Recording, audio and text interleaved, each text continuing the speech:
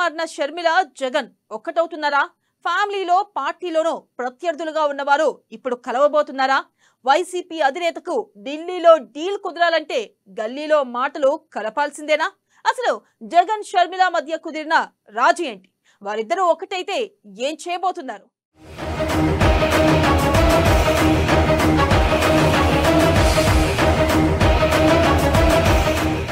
జగన్ ని వెంటాడుతున్న TDP Sharmila.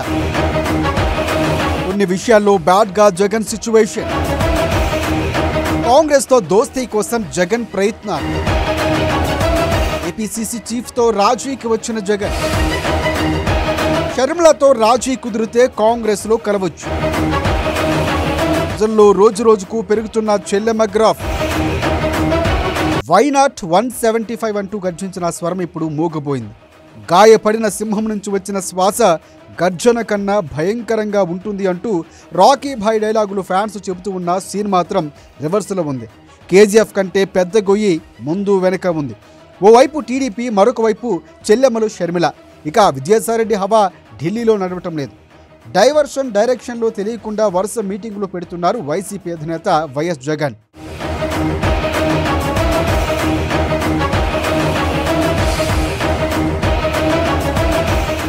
Jagan situation కొన్ని విషయాల్లో టూ బ్యాడ్గా కనిపిస్తోంది. ఆయనకు ఖచ్చితంగా బలమైన జాతీయ పార్టీ అండ కావాల్సిందే. అందుకే ఇప్పుడు కాంగ్రెస్తో దోస్తీ కోసం అన్ని నేషనల్ హైవేలను వాడి ఢిల్లీ వెళుతున్నారు జగన్. నేషనల్ హైవే ఎక్కడం కంటే ముందుగానే స్టేట్ హైవే ఎక్కి చెల్లెమ్మల షర్మిలతో డీల్ సెట్ చేసుకోకపోతే మాత్రం కాంగ్రెస్తో కష్టం. జనసేన నేత బాలినేని వైసీపీకి గుడ్ బై చెప్తూ ఓ కామెంట్ చేశారు. విలీనం కావాల్సిందే కానీ షర్మిల కారణంగా వాయిదా పడుతూ ఉందన్నారు. చూస్తూ ఉంటే ఇది నిజమే అని జనాలకు కూడా అర్థమవుతోంది. షర్మిల కత్తికి రెండు వైపులా పదును ఉండటం జగన్కు ఊపిరి సలపనీయడం లేదు. అందుకే రాజీ డెసిషన్కు వచ్చేసినట్లు కూడా తెలుస్తోంది జగన్.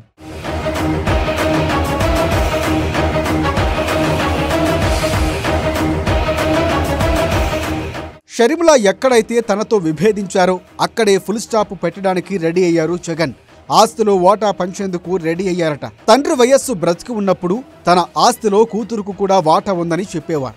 కానీ ఆయన మరణం తరువాత షర్మిల జగన్కు పార్టీ కార్యకర్త మాత్రమే అయ్యారు. ఆస్తిలో వాటాలు ఇవ్వడానికి ఇష్టపడటం లేదని వార్తలు వచ్చాయి. పలు రకాలుగా ఆమెను వేధించి ఇంటి నుంచి దాదాపుగా వెలివేయడం సంచలనమైంది. వయస్సుతో అప్పట్లో సన్నిహితంగా ఉన్నవారు చెప్పినా జగన్ వినలేదు.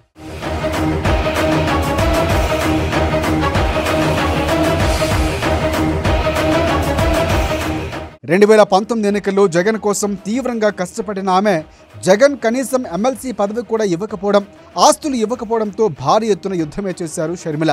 తన అన్న సీఎం అయితే కనీసం తాను కార్పొరేటర్ కూడా కాలేదనే బాధ షర్మిలలో ఉంది. అందుకోసం పార్టీ పెట్టి నిలబడలేకపోయిన ఆమె చివరకు కాంగ్రెస్లో జాయిన్ కావడంతో జగన్ గొంతులో వెలక్కాయి పడినట్లయింది. తెలంగాణకు మాత్రమే షర్మిల పరిమితం అనుకున్న జగన్ ఏపీ పీసీసీ చీఫ్ కావటం ఊహించలేకపోయారు. అందుకే ఇప్పుడు దాదాపుగా రాజీకి ఆయన వచ్చేశారు.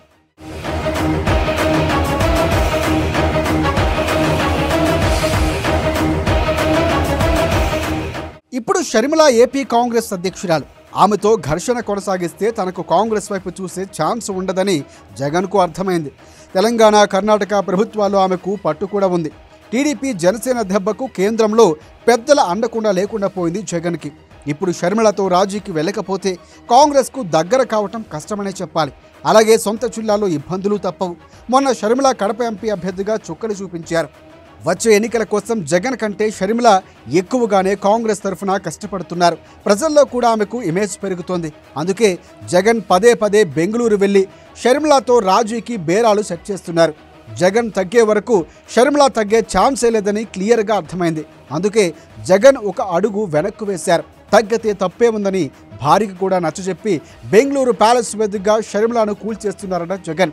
ఆస్తుల్లో ఓటాను తక్షణమే పంచుతా అని జగన్ చెప్పడంతో అది జరిగితే కాంగ్రెస్కు దగ్గర చేస్తా అని షర్మిల హామీ ఇచ్చారట. చూడాలి మరి భవిష్యత్తులో ఏం జరగబోతుందో.